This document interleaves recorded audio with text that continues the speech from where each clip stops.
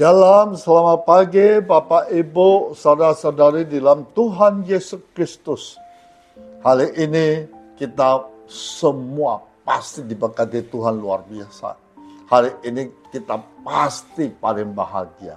Karena kita diberi kesempatan hadir di tempat ini, menyembah dan mendengar firman Tuhan yang hidup. Mari kita masuk dalam doa. Bapa, kami ucap syukur kepadamu. Engkau sangat baik, yang luar biasa, dahsyat dan mulia. Sehari ini Engkau izinkan kami semua, memberikan kami sehat kuat, bisa memuji menyembah-Mu di tempat ini, bahkan bisa mendengar sabda-Mu dengan baik. Berikan kami hikmat, pengetahuan, kesabaran, supaya kami simak firman-Mu dengan baik. Di dalam nama Tuhan Yesus kami berdoa, haleluya, amin. Oke Bapak Ibu, saudara-saudara dalam Tuhan Yesus Kristus, tema pada pagi ini adalah apakah Allah tidak adil? Nah, saya ambil dengan Roma pasal 9 ayat 13. Seperti ada tertulis, aku mengasihi Yakub tetapi membenci Esau.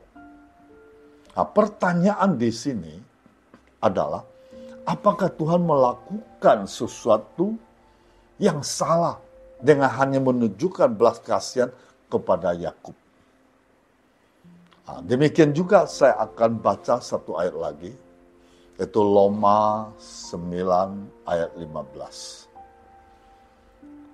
Sebab Tuhan berfirman kepada Musa, aku akan menaruh belas kasihan kepada siapa aku mau menaruh belas kasihan, dan aku akan bermurah hati kepada siapa aku mau bermurah hati. Nah, Bapak Ibu, saudara-saudari dalam Tuhan Yesus Kristus, pertanyaan lagi di sini, apakah Tuhan melakukan sesuatu yang salah dengan hanya menunjukkan belas kasihan hanya kepada bangsa Israel? Nah, Bapak Ibu, saudara-saudari dalam Tuhan Yesus Kristus, saya akan memberi satu ilustrasi lebih dulu, supaya kita bisa tangkap tentang pribadi Tuhan Yesus.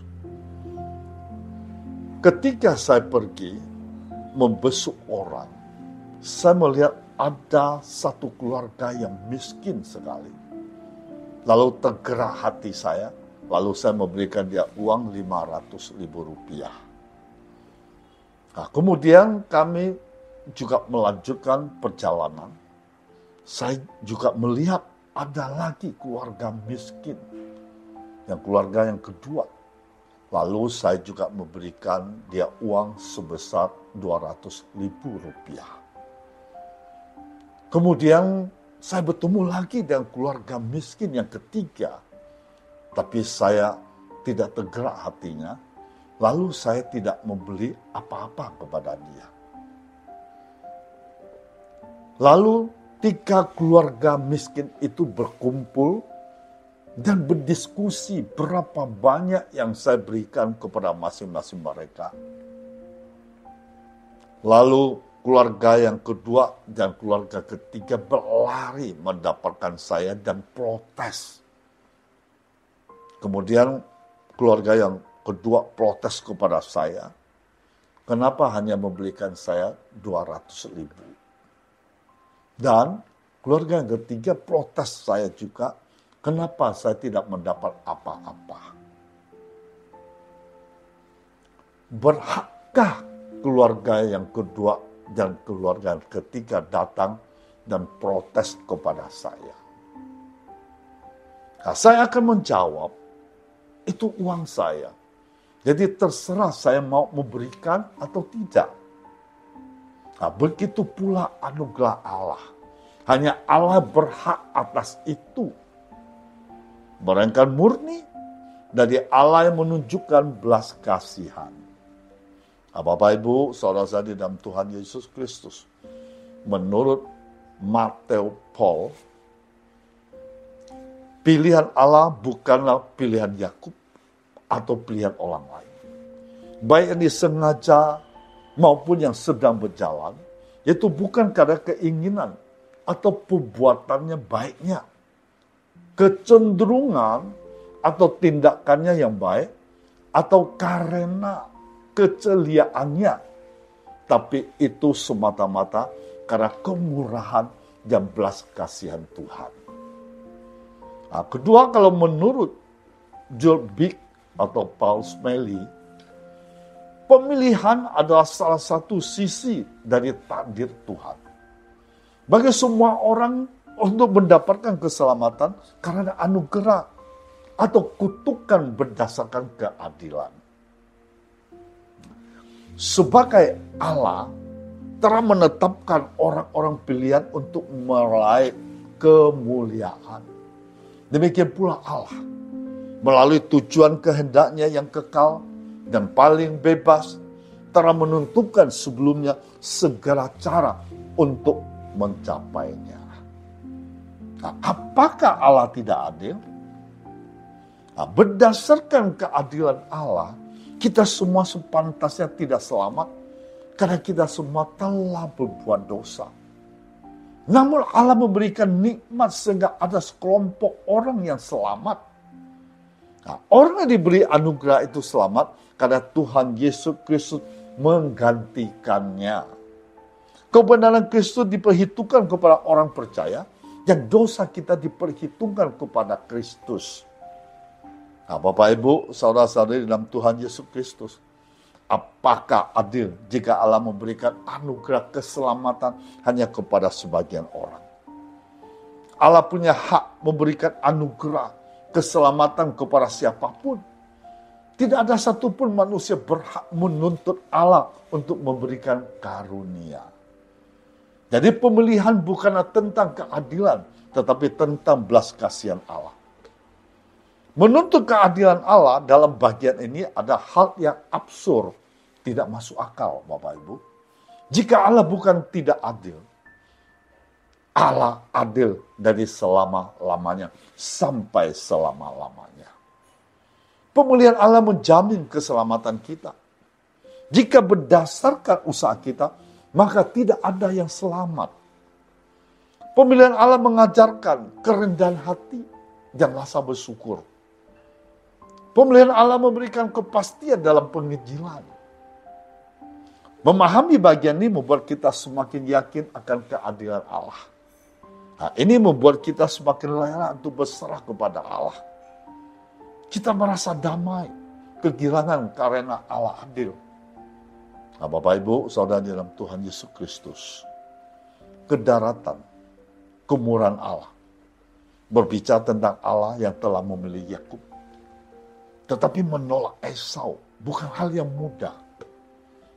Ada kesan bahwa Allah pilih kasih kepada manusia, namun benarkah demikian?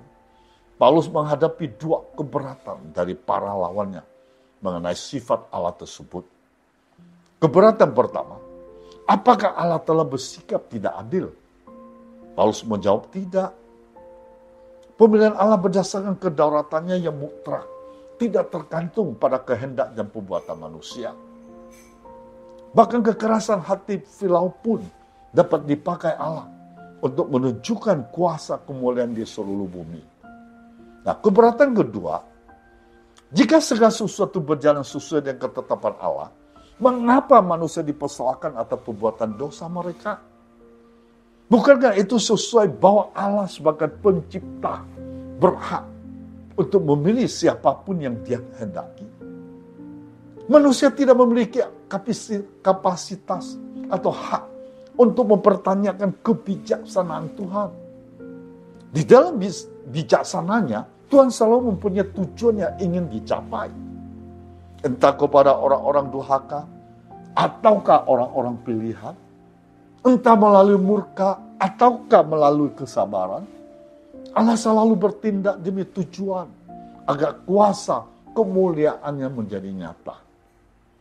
Ketika Allah memilih Israel, bukan bangsa yang lain, bukan berarti Dia sedang tidak berlaku adil, melainkan karena Allah mempunyai maksud dan tujuan untuk bangsa Israel maupun bangsa-bangsa lain. Sebab jika Allah semata-mata hanya ingin menunjukkan keadilannya, maka jangankan bangsa-bangsa lain, Israel pun akan lenyap, tak bersisa bagaikan Sodom dan Gomora.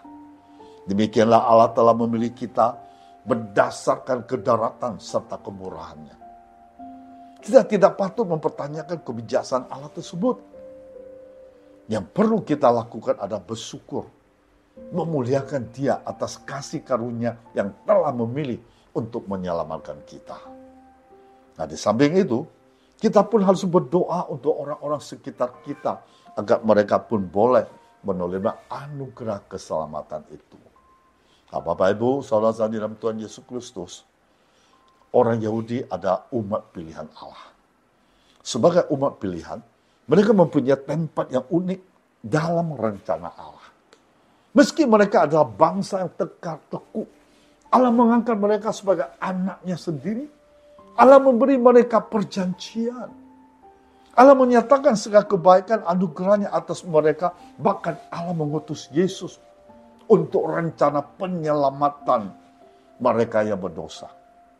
Tetapi mereka tetap berbuat jahat. Mereka menolaknya dan menyalibkan Yesus. Ketika melihat betapa jahatnya perbuatan dilakukan oleh orang-orang Yahudi kepada Yesus. Dapatkah kita mengatakan bahwa Allah tidak adil? Sama dengan kita seringkali melakukan perbuatan yang jahat, melukai hati Tuhan. Akibat perbuatan kita lakukan, saudara, kita mendapatkan hukuman, kutuk murka dari Tuhan yang turun atas hidup kita. Tetapi saudaraku, inilah menjadi sukacita terbesar dalam hidup kita ketika kita dipilih jadi dipanggil Tuhan. Bahwa itu semua bukan karena perbuatan yang kita lakukan. Nah, kita baca lagi Roma 9 ayat 11. Sebab suatu anak-anak itu belum dilahirkan dan belum melakukan yang baik atau yang jahat. Supaya rencana Allah tentang pemilihan diteguhkan, bukan berdasarkan perbuatan, tetapi berdasarkan panggilannya. Nah, tapi semuanya hanya karena anugerah, kasih-Nya yang besar dan berkuasa.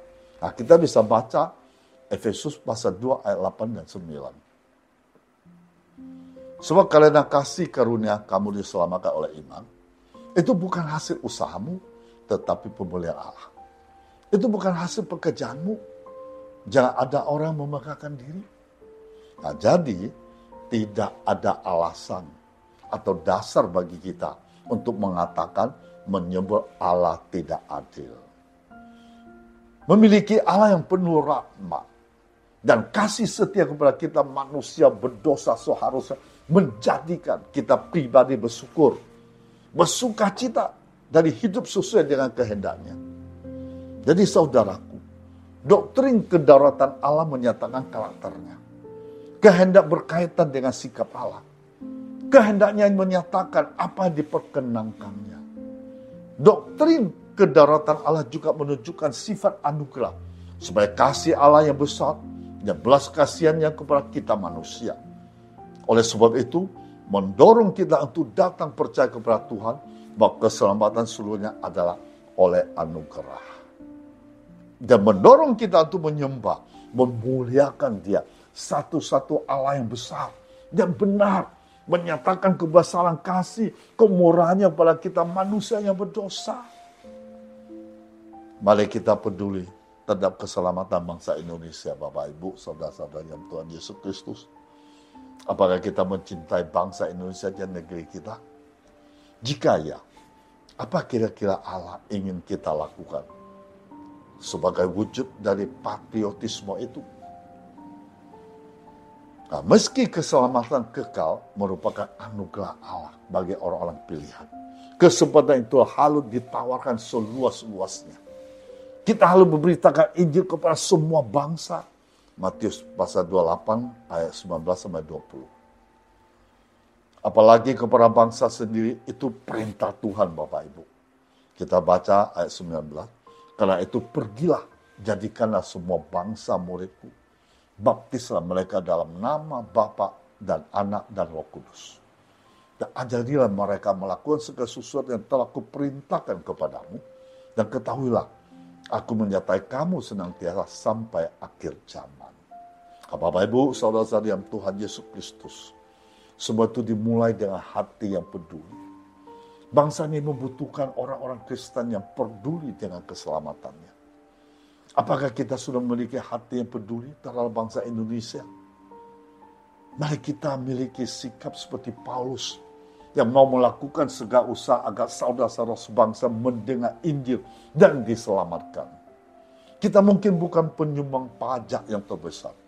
Kita mungkin bukan atlet berprestasi yang mengharumkan nama negara. Namun kita bisa berdoa dan memberitakan Injil. Itu adalah salah satu kontribusi kita bagi negeri kita. Itu wujud patriotisme kita. Tuhan Yesus memberkati kita semua dan memberkati bangsa Indonesia. Mari kita masuk dalam doa. Terima kasih Tuhan Yesus. Lewat firman-Mu, kami paham dan mengerti bahwa Allah kami sembah, Allah yang adil, yang penuh kasih. Allah selalu menunjukkan kasih-Nya, anugerah-Nya yang tak terbatas kepada setiap orang yang percaya, yang setia kepadanya. Terima kasih Tuhan, lewat sabda-Mu kami semakin mengerti pribadi-Mu semakin dalam. Berkatilah setiap jemaat-Mu, anak-anak-Mu yang telah mendengar sabda-Mu pada pagi ini. Engkau tahu setiap masalah persoalan mereka. Engkau tahu tekanan hidup mereka. Engkau tahu apa yang mereka hadapi pada detik ini. Karena Engkau Allah kami sembah, Allah yang hidup, Allah Maha Tahu, Maha Kuasa. Hamba tetap meminta Engkau ulurkan tangan-Mu yang perkasa, tangan-Mu yang ajaib, tangan-Mu yang penuh pengharapan. Engkau jamah setiap anak-anak-Mu yang setia kepadamu, yang mengasihi-Mu dengan sungguh-sungguh, dan selalu mengandalkan dan bersandar hanya padamu. Engkau buka jalan bagi mereka. Engkau memberkati setiap usaha pekerjaannya. Engkau juga menyembuhkan segala penyakitnya. Dan Engkau juga memberkati keluarga masa depan yang penuh cemerlang. Di dalam nama Tuhan Yesus Kristus. Haleluya.